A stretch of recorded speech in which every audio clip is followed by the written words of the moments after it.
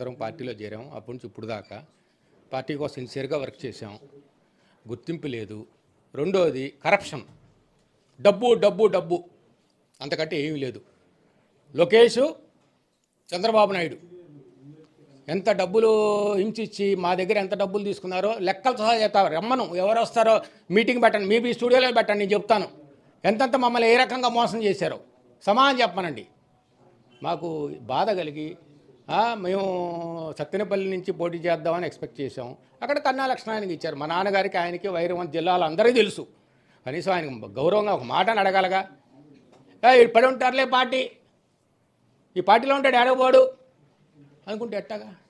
ఆయన పెద్దవాళ్ళ ఏజ్ అయిపోయింది, హెల్త్ ఇష్యూస్ ఉన్నాయి, ఆయన చాలా వరి అవుతున్నారు, టెన్షన్లో ఉన్నారు, ఆరోగ్యానికి వస్తమాన డాక్టర్ దగ్గర చూసుకోవాలి. ఎందుకు ఈ పరిస్థితి వచ్చింది మాకు? 40 ఏళ్ళ రాజులాగా బతికారు ఆయన, 40 సంవత్సరాలు రాజులాగా బతికారు.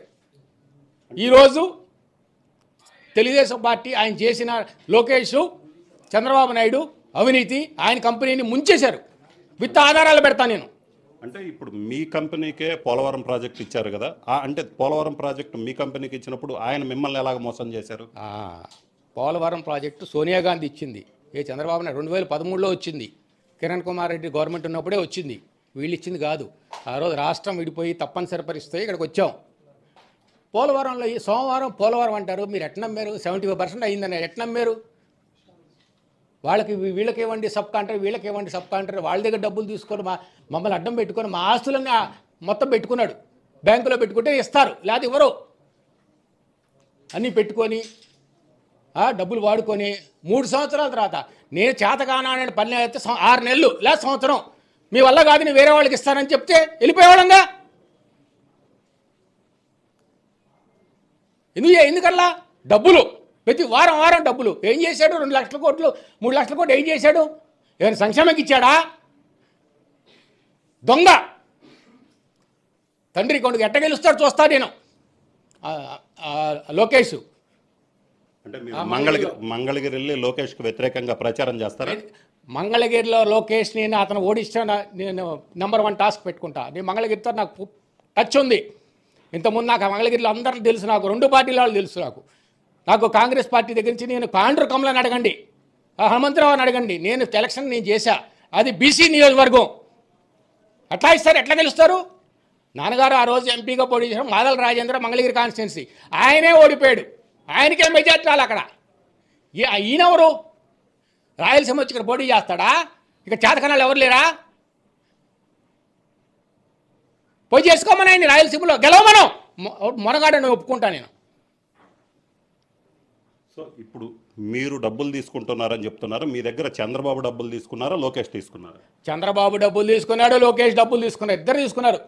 ఎలక్షన్ 150 కోట్లు తీసుకున్నారు మా నాన్నగారి దగ్గర నుంచి.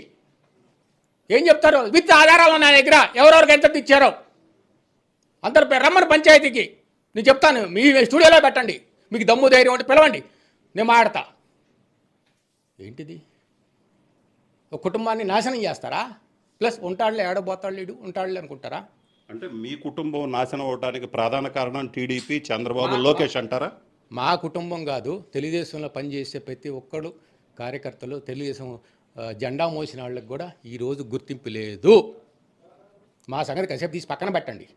అది పార్టీ కాదు, ప్రజల కోసం పార్టీ కాదు, అది బిజినెస్ హౌస్. తండ్రి కొడుకులు ఎంత సంపాదించి ఎంత కావాలి మనిషికి తినడానికి బతకడానికి చెప్పండి. అదే పనిగా ప్రతి టికెట్లు అమ్ముకోవడం దగ్గర నుంచి ప్రతిదీ. అంటే మీరు కూడా సత్తెనపల్లి టికెట్ ఆశించారు, అప్పుడు కూడా మిమ్మల్ని డబ్బులు అడిగారా? ఏమండి అడిగారు, డబ్బులు అడిగారు. ఏమండి మేము పోయిన 2019లో ఎంత ఖర్చు 2014 ఎంత ఖర్చు పెట్టామో తెలుసు, డబ్బులు ఇస్తేనే లేకపోతే లేదా. సరే ఓకే, నేను పక్క తప్పుకున్నా. నీ గత 2 సంవత్సరాల నుంచి నియోజకవర్గంలో అడుగు పెట్టలా, నేను సత్తెనపల్లి అడుగు పెట్టలా. ఇప్పుడు మేము అడుగు పెడితే కాంట్రవర్సీ అయ్యింది. ఎందుకు? మా పని మేము చేసుకుంటున్నాం. సో నెక్స్ట్ మీరు ఏం చేయబోతున్నారు? వైసీపీలో ఏమైనా చేరతారంటే మీరు ఆల్రెడీ మీరు ఎమ్మెల్యే కావాలని మీ ఫాదరు చాలా ప్రయత్నించారు. ఆయన ఎంపీ టికెట్ వద్దు, నా కొడుక్కి ఎమ్మెల్యే టికెట్ ఇస్తే చాలని చెప్పారు. సో ఇప్పుడు మీరేం చేయబోతున్నారు? వైసీపీలో అవకాశం వస్తే తప్పనిసరిగా పోటీ చేస్తానండి.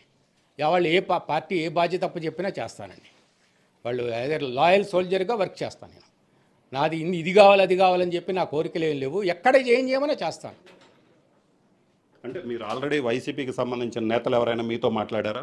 మాట్లాడారు నాన్నగారు. నేను అప్పుడు ఇంట్రెస్ట్ ఉందని చెప్పాను. చెప్తే అయోధ్య రామరెడ్డి గారితో మాట్లాడారు. ఇట్లా మా బాబు అంటే పంపించుకున్నాడు. తర్వాత ఆయన ఈయనతో మాట్లాడారు. ఎవరు విజయసాయిరెడ్డి గారితో మాట్లాడారు. ఆయన మంచిగా రిసీవ్ చేసుకున్నారు. తర్వాత కొడాల నాని కలిశాను, విడుదల రజనీ గారిని కలిశాను. అందరు పాజిటివ్గా ఉన్నారు. మర్రి రాజశేఖర్ని కూడా కలిశాను. మన జిల్లా నేతలు మర్రి రాజశేఖర్ ఎందుకు జనసేన పోమనండి, జనసేన పోయేకాడికి మీ దగ్గరికి ఎందుకు వస్తానండి, నేను జనసేన వెళ్ళాల్సిన అవసరం లేదండి, నేను ఖాళీ కూర్చొని వ్యాపారం చేసుకుంటా, ఆయన జనసేనకి వెళ్ళమన్నారు. అయోధ్య రామరెడ్డి గారు ఎందుకు బాబు ఇక్కడ అంతా ఇదిగా ఉంది, కులం ఇది ఉంది, ఎందుకు మీ నాన్నగారికి ఇష్టం లేదు. మా నాన్నగారికి ఇష్టం లేదు, ఆయనకి ఇష్టంలా, ఆయనకి బాగా ఇది పట్టింది. ఆయన నేను నా పర్సనల్గా చెప్తున్నా అంటే లేదు నువ్వు వద్దు ఆలోచించు, నేను వచ్చి మాట్లాడతానని హైదరాబాద్ ఇవాళ పొద్దున మాట్లాడా, ఢిల్లీలో ఉన్నా అని చెప్పాడు ఆయన. సో ఇప్పుడు మీరు వైసీపీలో చేరతారో చేరరా? పార్టీ పిలిచి ఆహ్వానిస్తే గౌరవం ఇస్తే, నాకు గౌరవం ఇస్తే చాలు, నేనేం ఆశించట్లా, తప్పనిసరి చేరతా. సో ఒకవేళ వైసీపీలో చేరినట్టయితే ఎక్కడి నుంచి పోటీ చేయాలి? మీరు ఏదైతే సత్తెనపల్లి ఎప్పటి నుంచో పోటీ చేయాలని అడుగుతున్నారో మీ ఫాదర్ కూడా అడిగినటువంటి పరిస్థితి. మీరు సత్తెనపల్లి ఎక్కడ పోటీ చేయడానికి నేనెవరినండి? పార్టీ అన్నిటికంటే ముఖ్యం. వాళ్ళు నాకేం కావాలో వాళ్ళే పార్టీ డిసైడ్ ఎక్కడ చేస్తే బాగుంటుందని వాళ్ళు అంటారు. కానీ ఆ క్వశ్చనే రైజ్ కాదు, అటువంటి కండిషన్ ఏమీ లేదు. ఎక్కడ ఇచ్చినా మాకు గౌరవం ఇచ్చే చాలు. నేను సిన్సియర్గా జగన్ చేసే ఇప్పుడు అమలుపరిచే పాలసీస్ కానీ ఈ సంక్షేమ పథకాలు జనంలో తీసుకెళ్తాను, ఇంకా గట్టిగా ఫైట్ చేస్తాను నేను. ఓకే. సో ఇది పరిస్థితి. చంద్రబాబు లోకేష్ తమ కుటుంబాన్ని నాశనం చేశారు, తమ వద్ద డబ్బులు తీసుకున్నారు. అసలు తెలుగుదేశం పార్టీ అనేది ఒక రాజకీయ పార్టీయే కాదు.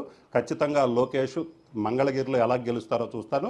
లోకేష్ ఓటమికి తాను మొదటి టాస్క్గా పెట్టుకున్నాను. ఖచ్చితంగా లోకేష్కి వ్యతిరేకంగా మంగళగిరిలో ప్రచారం చేస్తానని కూడా చెప్తున్నారు. అలాగనే వైసీపీ తనను ఆహ్వానిస్తే ఖచ్చితంగా పార్టీలో చేరుతాను. జగన్ ఏదైతే అమలు చేస్తున్నటువంటి సంక్షేమ పథకాలు ఉన్నాయో ఆ సంక్షేమ పథకాలు అనేవి మంచిగా ఉన్నాయి, ప్రజలకు ఉపయోగపడుతున్నాయి. ఖచ్చితంగా జగన్ ఆహ్వానిస్తే తాను పార్టీలోకి వెళ్తానని కూడా చెప్తున్నటువంటి పరిస్థితి ఉంది. కెమెరామెన్ సిద్ధుతో రామారావు, RTV, గుంటూరు జిల్లా. గుంటూరు జిల్లాలో టీడీపీ సీనియర్ నేత రాయపాటి సాంబశివరావు కొడుకు రాయపాటి రంగారావు టీడీపీకి రాజీనామా చేయడం జరిగింది. ఆయన ప్రస్తుతం టీడీపీ రాష్ట్ర ఆర్గనైజింగ్ సెక్రటరీగా ఉన్నారు. ఆయన ఎందుకు రాజీనామా చేయాల్సి వచ్చిన పరిస్థితి వచ్చిందో కనుక్కునే ప్రయత్నం చేద్దాం. సార్ చెప్పండి, టీడీపీలో మీరు కీలకంగా ఉన్నారు, గతంలో కావచ్చు ఇప్పుడు కావచ్చు జిల్లా రాజకీయాల్లో కూడా కీలకంగా ఉన్నటువంటి పరిస్థితి. మీరు ఎందుకు టీడీపీకి రాజీనామా చేయాల్సిన సిచ్యువేషన్ వచ్చింది? తెలుగుదేశం పార్టీ మేము గత 2014లో నాన్నగారు మేము అందరం పార్టీలో చేరాము. అప్పటి నుంచి ఇప్పుడు దాకా పార్టీ కోసం సిన్సియర్గా వర్క్ చేసాం. గుర్తింపు లేదు. రెండోది కరప్షన్, డబ్బు అంతకంటే ఏమీ లేదు. లోకేష్, చంద్రబాబు నాయుడు ఎంత డబ్బులు హింసిచ్చి మా దగ్గర ఎంత డబ్బులు తీసుకున్నారో లెక్కలు సహా చెప్తారు. రమ్మను, ఎవరు వస్తారో మీటింగ్ పెట్టండి, మీ స్టూడియోలో పెట్టండి, నేను చెప్తాను ఎంతెంత మమ్మల్ని ఏ రకంగా మోసం చేశారో.